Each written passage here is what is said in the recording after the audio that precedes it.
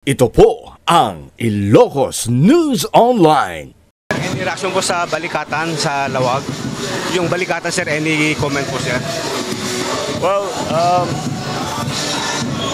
may concern din ako, no, sa pagpasok ng madaming foreigners, madaming aktibidad na paminsan din hindi kino-coordinate sa akin. So may concerns din ako sa balikatan at sana mag-pay sila ng tamang courtesy at protocol, no, sa ating mga leader. Kausap ko yung mga ibang mayor. Nag-courtesy naman sila sa akin ng isang beses yata.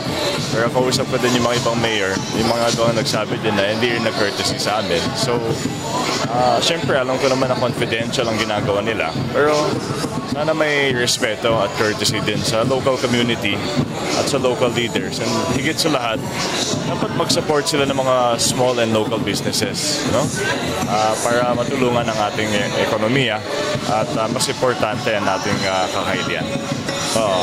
Well, rest assured na talagang minomonitor po namin along with the PNP yung mga activities nila and magiging ligtas po tayo, no? Pag may problema ang ating mga kakahilian. Siyempre nandito lang ako. I am not too familiar with their program kung ano yung gagawin nila. Hindi ko po alam. Pero alam ko may nangyayari.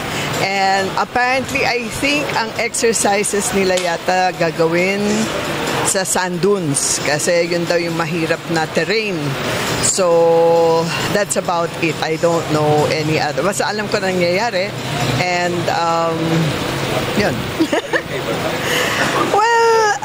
I think anyone really has to learn the art of war din, di ba? Kailangan ma-equip. But as to how it's being done, syempre mahirap din kasi little spark lang can spark a lot of things, di ba? So yun lang ang akin. Ayoko, sana peacekeeping talaga. Alam mo, kasi mahirap magkaroon ng konting spark.